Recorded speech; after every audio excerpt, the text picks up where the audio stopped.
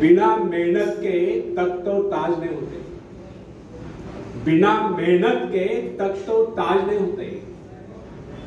ढूंढ लेते हैं जुगनू अंधेरे में मंजिल, ढूंढ लेते हैं जुगनू अंधेरे में भी मंजिल, क्योंकि वे किसी बाहरी रोशनी के मोहताज नहीं होते, वे स्वयं प्रकाशित होते। धन्यवाद।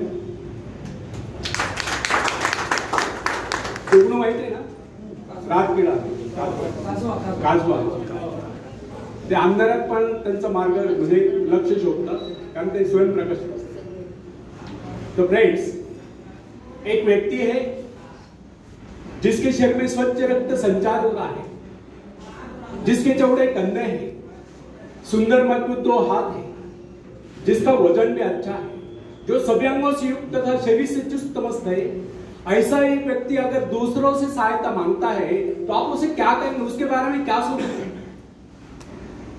अवश्य वह सर्वांग संपन्न होकर भी अपंग कहलाएगा।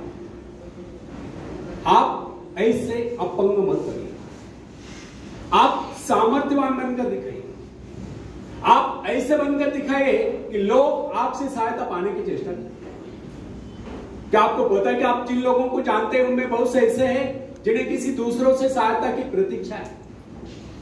सही बात तो यह है कि उनमें से बहुत से लोगों को इस बात का भी पता नहीं कि उन्हें जो सहायता चाहिए वो कहां से मिलने वाली है। फिर भी वे इंतजार करते और सोचते रहते बस अब उनका काम बनने वाला है, उन्नति के द्वार खुलने वाले हैं, कोई उनकी मदद के लिए आएगा और उनके सारे कष्ट दूर हो जाएंगे। क्या ऐसा संभव है? वास्तव में कोई किसी की सहायता करता है? ऐसे सोचने वालों ने अपने गिरेबान में झांक कर देखना चाहिए कि क्या उन्होंने किसी दूसरों की कितनी सहायता की, उन्होंने आज तक किसकी कितनी मदद की है। क्या कोई ऐसा व्यक्ति है जो कहे कि उन्होंने उसे सहायता की थी इसलिए वो आज उन्नति की चोटी पर है? फ्रेंड्स, यदि आपने या उन्होंने किसी दूसरों की सहायता नहीं की तो फिर किसी दूसरों से सहायता की प्रतीक्षा क्यों? ऐसे लोग केवल अपने भूल के कारण ही आगे बढ़ने से रह जाते हैं। हर इंसान को चाहिए कि वह केवल अपने सहारे आगे बढ़े, लौटने के रास्ते से मुंह फेर कर बिना किसी के सहारे आगे बढ़ता चाहिए। आत्मनिर्भरता से तो मनुष्य की शक्तियां विराट रूप धारण करके प्रकट होती है। आत्मविश्वास ही सफलता की नींव है। इसी आत्मविश्वास के सहारे हम दूसरों की सहायता करने में सफल हो सकते हैं। एक बहुत बड़े प्रबंधक एडमिनिस्ट्रेटर का कहना है, मैं अपने बेटे को ऐसी कंपनी में नियुक्त करना चाहता हूं जहां उसे कठिनाइयों का सामना करना पड़े, क्योंकि इससे उसकी सहन शक्ति और कुशलता विकसित होगी। यदि मैं उसे अपने कंपनी में रखूंगा तो वह मेरे भरोसे बैठा रहेगा, हर निर्णय के लिए वो मेरा मुंह ताकता रहेगा, उसमें ठहरे हुए पानी की तरह सड़ान उत्पन्न होगी। आप सभी जानते हैं कि ठहरे हुए पानी पर मच्छर गुनगुनाते हैं तो बहते हुए पानी पर राजहंस तैरते हैं। कितने सुंदर विचार थे उस व्यक्ति के। अगर हर माँ बाप अपने पुत्र या पौत्री के लिए इस प्रकार के विचार रखते हैं तो वे अवश्य उनके भाग्य विधाता बन जाएंगे। जो माँ बाप अपने बेटों या बेटियों को अधिक लाड प्यार से बिगाड़ देते हैं कि बच्चा जब चाहे स्कूल जाए, जब चाहे कॉलेज जाए, जब चाहे छुट्टी कर ले, जब चाहे काम पर जाए, जब चाहे छुट्टी कर ले, तो ऐसे बच्चे भविष्य में कुछ नहीं कर पाते, उनका तो भविष्य नष्ट होता है। अपनी शक्ति पर स्वयं ही भरोसा करना पड़ता है। अपने कार्य स्वयं करने वाले सफल होते हैं। इसी से मानव के चरित्र का निर्माण होता है। जिन बच्चों को यह पता हो जाता है कि वे अपने माँ बाप के सहारे जीवित रह सकते हैं, वे अपने बल पर कोई भी कार्य समर्थ होकर भी कर नहीं पाते, वे वैसी कोशिश भी नहीं करते, जबकि उन्हें समझना चाहिए माँ बाप तो सदा के लिए उनके आश्रयदाता नहीं बन पाएंगे। एक दिन तो ऐसा आने वाला है जब उन्हें अलग अलग जीवन बिताना ही पड़ेगा।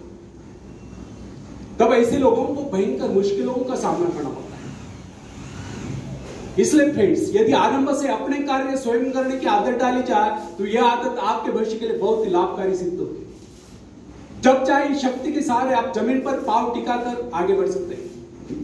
सफल वही होता है जो अपनी शक्ति पर भरोसा करता है। अपने काम स्वयं करने वाले सफल होते हैं, दूसरों के सहारे आगे बढ़ने वाले अक्सर भंवर में फंस जाया करते हैं। फ्रेंड्स, जिस नाव की पतवार आपके हाथ में नहीं, वह नाव आपको पार कर रही। समझो ये नदी है, फिर से दोहराता हूं, जिस नाव की पतवार आपके हाथ में नहीं, वह नाव आपको पार करा दे, इस बात की क्या गारंटी? आपका जीवन तो उसके हाथ में, जिसके हाथ में नाव की पतवार हो। वह चाहे तो आपको डुबो दे, चाहे पार करा दे। फ्रेंड्स, जब नदी में बाढ़ आती है, तब जो साहसी है, जिसे अपनी शक्तियों पर पूरा विश्वास है, वह तो तैरकर उस पार चला जाएगा। लेकिन जो डरपोक और कायर है, वो तो बीच मझधार में डूबकर जान दे। सहायता पाना और सहायता की प्रतीक्षा करना, दोनों ही बातें प्रकृति की राह में बाधा है। अतः हर युवक एवं युवतियों के लिए आवश्यक है कि वे शुरू से अपने काम स्वयं करने की आदत डालें। अपने माँ बाप आदि लोगों की शक्ति से विश्वास हटाकर केवल अपनी शक्ति के बल पर आगे बढ़ने की कोशिश करें। जिस क्षण आप बाहरी सहायता लेना बंद कर देंगे, उसी क्षण आपके भीतर आत्मनिर्भरता का अंकुर फूटते हुए महसूस होने लगेगा। स्वयं कार्य करते समय यदि आप असफल भी हो जाते हैं, तो बिना उस असफलता को घबराए तुरंत उस कमी की खोज कीजिए जिसके कारण आपको असफलता हुई, और जैसे आप उस कमी को खोज निकाले, तुरंत उसे दूर करने के प्रयास में जुट जाइए। आपका वास्तविक आदर तभी होगा जब आप एक सफल व्यक्ति के रूप में दुनिया के सामने आओ। मगर यदि आप एक व्यक्ति के बाद दूसरे व्यक्ति के आगे हाथ फैलना शुरू कर देंगे, तो लोग आपको मंगता या भिखारी कहेंगे। अतः आप ये प्रण कर लें कि आपको केवल अपने भरोसे जीना है, ना कि किसी की दया पर।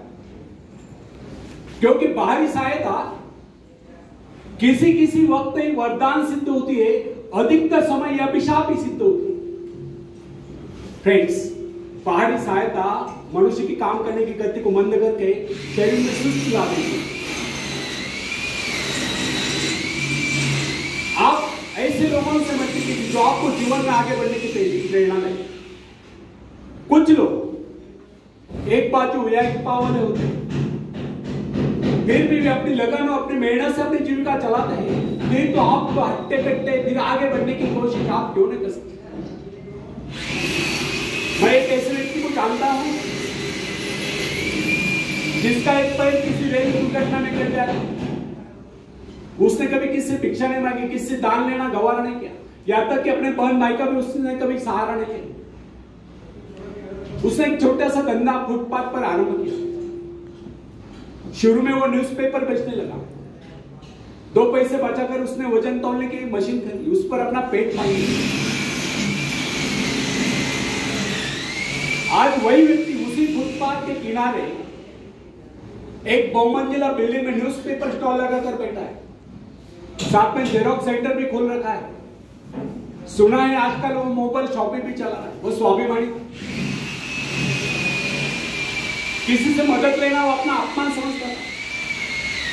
आज वही व्यक्ति उन लोगों को जिनके हाथ पैर सलामत है, ऐसे परिवारजनों को खिलाता पिलाता है, उनके हर प्रकार की सहायता और मदद करता है, तो इसमें किसी को हैरत न हो। आज वो दूसरों की सहायता करने को हो चुका है।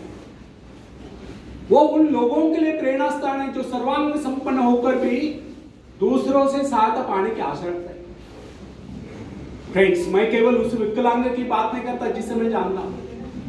इस संसार में ऐसे बहुत से विकलांग लोग हैं जो अपनी हिम्मत से खुद भी खा रहे हैं और अपने परिवार को भी पाल रहे हैं। ऐसे स्वाभिमानी, मेहनती, आत्मविश्वासी और साहसी लोगों को अपनी जीविका चलाते देखकर हमें स्वयं के विषय में सोचना चाहिए कि क्या हम पूर्णतः स्वस्थ है, साथ ही सभी अंगों से युक्त तथा शरीर से चुस्त मस्त होकर भी क्या हम अपने आप को समर्थ समझने का अधिकार रखते हैं? यदि हाँ, तो फिर किसी दूसरों से सहायता की प्रतीक्षा। कोई भी स्वस्थ तथा सर्वांग में संपन्न व्यक्ति तब तक अपने आप को समर्थ समझने का अधिकार नहीं रख सकता जब तक वो समझता है वो किसी का अधिकार। वास्तविक स्वतंत्रता एक ऐसा उपाय है जिससे मनुष्य की शक्ति दोगुनी हो जाती है।